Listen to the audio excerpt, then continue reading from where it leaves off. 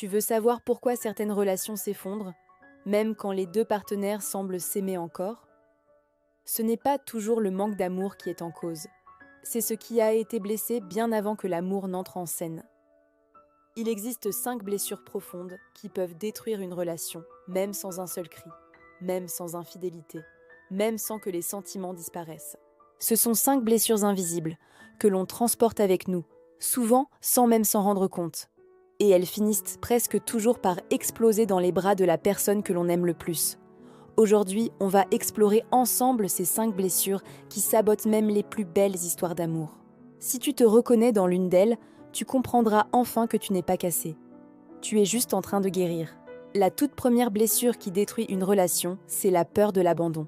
Cette peur te pousse à tout analyser, à tout surveiller, à tout craindre en permanence. Un message lu mais resté sans réponse? Tu paniques? Un silence un peu trop long? Tu t'imagines le pire scénario possible. La moindre dispute? Tu crois que tout est sur le point de s'arrêter.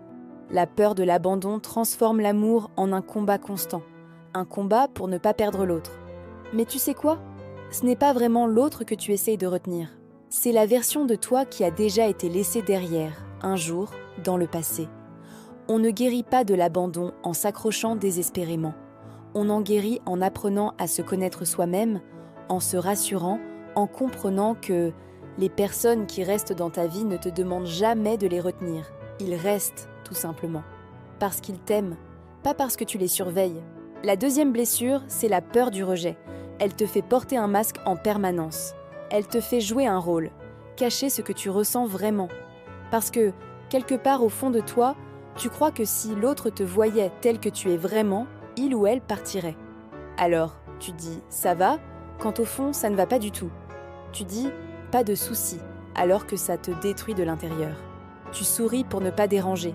Tu minimises tes propres besoins pour ne pas gêner. Mais le rejet que tu crains le plus, ce n'est pas celui de l'autre, c'est le tien. Celui que tu t'infliges à chaque fois que tu t'effaces pour plaire.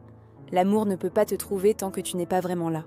La personne qui t'aimera pour de vrai ne tombera jamais amoureuse de ton masque. Elle tombera amoureuse de ton vrai visage. La troisième blessure qui détruit une relation, c'est la trahison non guérie. Et je ne parle pas forcément de l'infidélité. Parfois, la trahison, ça peut être des promesses non tenues par des proches, des parents instables sur qui tu ne pouvais pas compter, des amitiés qui t'ont laissé tomber, des gens qui t'ont menti. Quand tu portes en toi une trahison non guérie, tu n'aimes pas, tu surveilles. Tu ne fais pas confiance. Tu contrôles. Tu n'ouvres pas ton cœur. Tu fais passer des tests à l'autre. Mais la vérité, c'est que tu testes ton partenaire pour vérifier si, enfin, tu peux te sentir en sécurité. Le problème, c'est que la trahison d'hier n'a rien à voir avec la personne qui est en face de toi aujourd'hui. L'amour n'est pas un procès, et la confiance n'est pas un examen à réussir. La quatrième blessure, c'est l'humiliation intérieure. C'est cette petite voix qui te fait croire que tu n'es pas assez. Pas assez beau ou belle, pas assez intelligent ou intelligente, pas assez stable, pas assez intéressant ou intéressante. Alors, tu te fais tout petit, tu te tais, tu t'excuses presque d'exister. Tu acceptes beaucoup moins que ce que tu mérites vraiment. L'humiliation intérieure détruit les relations parce qu'elle te persuade que tu devrais être reconnaissant d'avoir été choisi, comme si c'était une faveur. Mais écoute bien la vérité, tu n'es pas un hasard, tu n'es pas un plan B, tu n'es pas un bon, ça ira pour le moment. Tu es une lumière, et ceux qui t'aiment vraiment ne chercheront jamais à t'éteindre. Et enfin, la dernière blessure, c'est la peur d'aimer vraiment. Parce qu'aimer, ça veut dire quoi au fond? Ça veut dire être vulnérable, être vu, être touché au plus profond de soi, être changé par l'autre. Et pour certaines personnes, c'est bien plus effrayant que la solitude.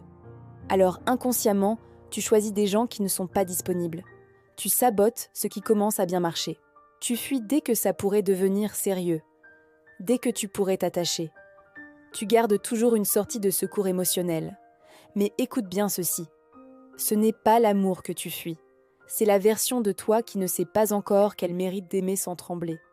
Quand tu guéris cette blessure, tu arrêtes de courir, tu arrêtes de fuir, tu arrêtes de tester l'autre. Et pour la toute première fois, tu laisses quelqu'un t'aimer. Pour de vrai. Si ce sujet te parle, abonne-toi pour ne pas manquer les prochaines vidéos.